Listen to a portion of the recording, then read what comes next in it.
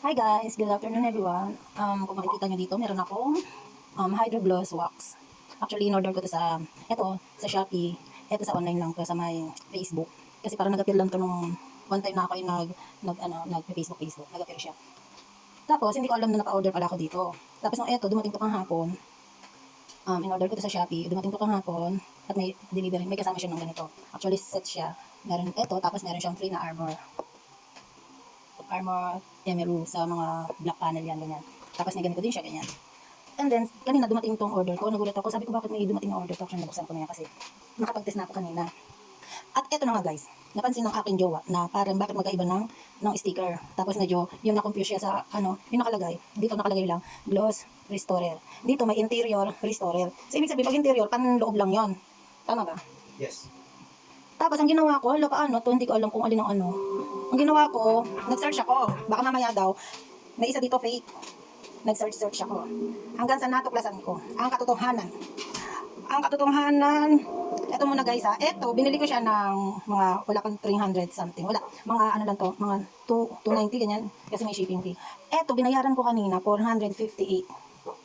Sabi ko pa naman, ibibenta ko na lang to, kasi sayang naman eh, meron pa naman ako. Tapos napagtanto ko, nanood ako ng research ako, tinanood ko, paano mo malalaman kung yung fake and original. At ayun na nga guys, natuklasan ko na isa dito ay fake talaga. At ito na nga, itatry na natin, pero yung parehas, meron din siyang film ganito, foam at saka fiber cloth, ganyan. Tapos may ganito pa ganito. So itatry din natin to ha, sabi ko muna to. At ito. So kumuha ako ng ganito, dalawang container. So itatry muna natin to, kulay black ang yung label niya. Tatry muna natin itong kulay black.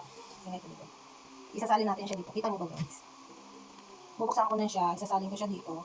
Ayan. Okay.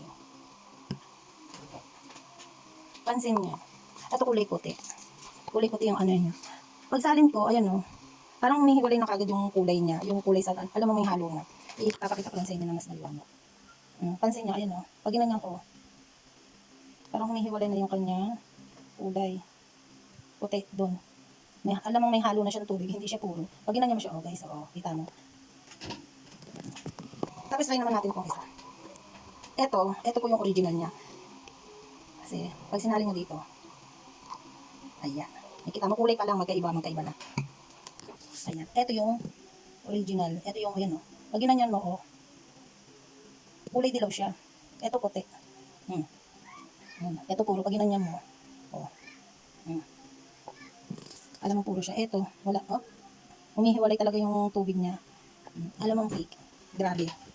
Tapos, kung sino ka pang fake pa, siya pang mahal. Hindi gigil ako. Shoutout sa nito, 2014 na. Grabe. First Budol of the Year. Shoutout sa, ingin na kasi lang. Shoutout sa seller na nito.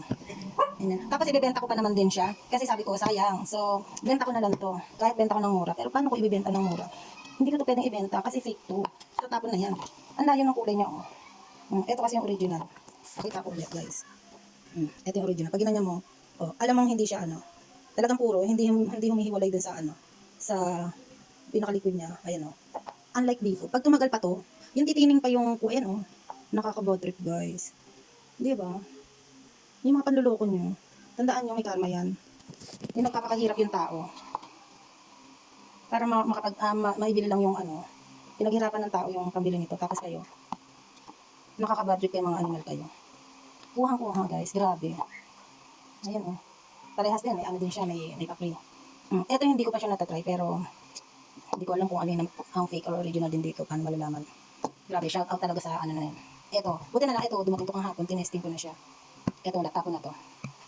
Kaya sa inyo guys, maging kayo, alerto kayo sa mga in-order ninyo.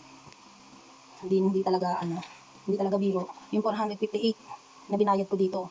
Tapos, mapi-fake lang ako. Ito kasi yung Hydro Gloss, pang kasi ito sa sasakyan. Box kasi yan, guys, sa sasakyan. Panlinis ba, ganun. Kasi nga, yung sasakyan namin, lagi nasa arawan, wala naman kami parkingan. So, kailangan, meron kami, kailangan protektado ba? Nalagyan ng wax. Ang mahal kasi magpa-wax sa, ang mahal magpa-wax sa mga car wash, ganyan. At least ako, mas medyo pag sinisipag naman, nagaganyan ako, mahilig naman ako mag-apply sa sasakyan. Pag sinipag, diba? Pero pag hindi, wala. Kaya guys, ingat-ingat kayo sa inyong mga binibilin. Talagang ekis talaga to sa akin. Yun lang po, ingat ka sa susunod.